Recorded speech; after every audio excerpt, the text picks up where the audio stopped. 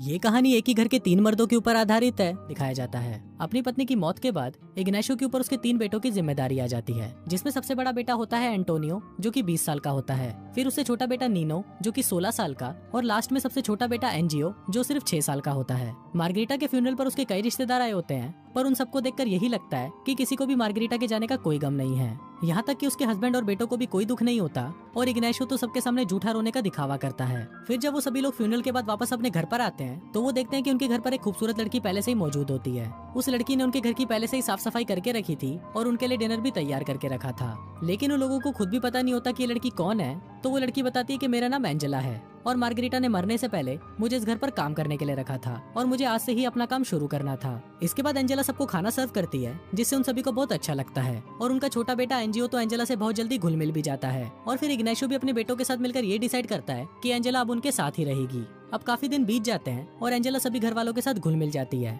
जिससे सभी घर वालों को भी बहुत अच्छा लगता है। यहाँ तक कि इग्नाशियो इतना ज्यादा खुश होता है कि वो अपनी पत्नी की ग्रेव पर जाता है और उसे एंजेला को उनके घर भेजने के लिए थैंक यू बोलता है। अब क्योंकि इग्नाशियो एक बहुत अमीर आदमी होता है, तो उसकी पत्नी के फ्यूनरल के बाद एक विधवा औरत जिसका नाम कोरालो था, वो इग्नाशियो से नजदीकियां बढ़ाने उसके पास आती है ताकि वो उससे शादी कर सके। लेकिन इग्नाशियो का छोटा बेटा नीनो, जिसकी जवानी अभी चरम सीमा पर थी, वो कोरालो को गलत जगह पर छूने की कोशिश करता है। पर कोरालो को तो उनके घर जाने का इतना लालच होता है कि वो नीनो को ऐसा करने से नहीं रोकती और उसे सब कुछ करने देती है। इसके अलावा नीनो घर पर एंजेला के लिए रोज एक गुलाब का फूल छोड़ता था। अब एंजेला को ये तो पता नहीं था कि वो कौन है, पर एंजेला को वो फूल देखकर बहुत अच्छा लगता है और वो सोचती है कि घर में कोई तो है जो उसे पसंद करता है। फिर एक दिन जब नीनो अपने दोस्तों के साथ गेम खेल रहा होता है, तो उसे चोट लग जाती है। फिर वो अपने घर पर आता है और एंजेला उसकी पट्टी कर देती है। वहाँ पर नीनो एंजेला को बोलता है कि वो ये बात उसके फादर को ना बताए, वरना वो उसे बहुत ज्यादा डांटेंगे। अगले दिन नीनो जब अपने दोस्त प्रसेलो के पास जाता है, तो वो उसे ये चीज काफी बड़ा चढ़ाकर बताता है कि मैंने अपनी मेड को बिना कपड़ों के देखा। इस पर उसका दोस्त प्रसेलो से बोलता है कि अगर तुम मुझे अपनी मेड एंजेला को बिना कपड़ों के दिखाओगे, तो उसके बदले मैं तुम्हें मेरी बहन को बिना कपड़ों के दिखाऊंगा। और वो ऐसा करता भी है। वो नीनो को अपनी बहन को बिना कपड़ों के दिखाता है। वहाँ घर पर एंजेला को भी पता चल जाता है कि उसके लिए रोज गुलाब नीनो छोड़ता है, पर उसे ये बात बहुत अच्छी लगती है और वो नीनो को भी कुछ बोलती नहीं है।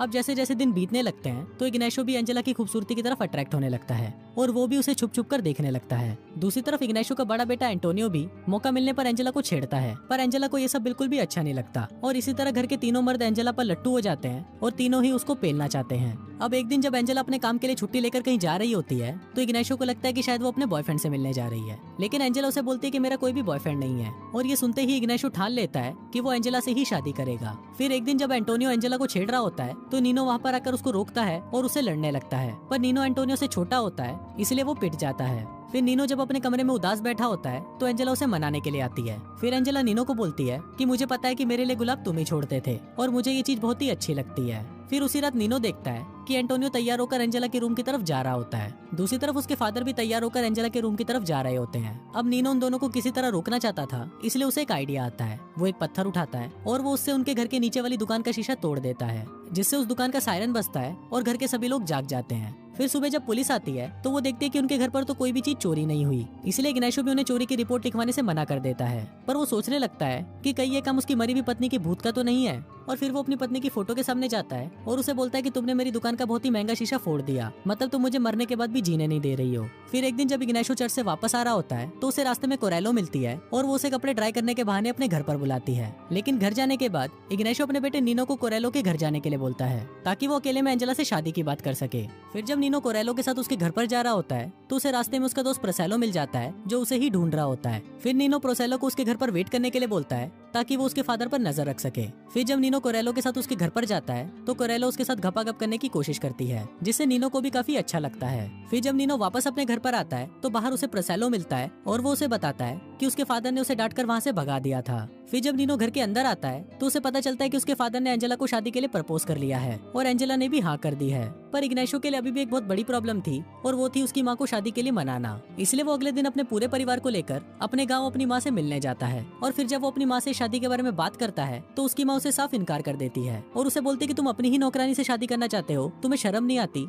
अब उन दोनों की बातें नीनो भी छुपकर सुन रहा होता है और तभी उसे एक आइडिया आता है। फिर वो अपने छोटे भाई एनजीओ के रूम में जाता है, जो कि वहाँ पर सो रहा होता है। फिर वो एनजीओ को बोलता है कि वो इस शादी के लिए मना कर दे और बोले कि उसे सिर्फ उसकी पुरानी माँ ही चाहिए। और वो ये बातें उसके सामने जोर जोर से चिल्लाने लगता है, जिससे एनजीओ भी रोने लगता है। अब एनजीओ का रोना सुनकर सभी लोग उसके पास आ जाते हैं और फिर जब एंजेला उसको उठाने के लिए उसके पास आती है तो एनजीओ उसे छूने से मना कर देता है और बोलता है कि मुझे सिर्फ मेरी पुरानी माँ ही चाहिए। और उसकी ये बातें सुनकर इग्नाशियो की माँ शादी के और भी खिलाफ हो जाती है। पर एंजेला को ये बात पता चल जाती है कि ये सब नीनो ही कर रहा है और फिर वो नीनो को बोलती है कि क्या तुम नहीं चाहते कि मैं इस घर में रहूं, और अगर तुम नहीं चाहते तो मैं अभी इस घर से चली जाती हूँ। लेकिन नीनो यहाँ पर चुप रहता है और वो उसे किसी भी बात का जवाब नहीं देता। कुछ दिन बाद नीनो फिर से एनजीओ को वो सब ड्रामा करने के लिए बोलता है, पर एनजीओ उसे मना कर देता है। फिर नीनो खुद ही जोर जोर से चिल्लाने लगता है और बोलता है कि उसके सपने में उसकी माँ आई थी और उसने बोला कि अगर ये शादी हुई तो इग्नाशियो बर्बाद हो जाएगा। अब ये बात सुनकर इग्नाशियो भी बहुत ज्यादा डर जाता है और उनकी शादी कुछ टाइम के लिए पोस्टपोन्ड हो जाती है।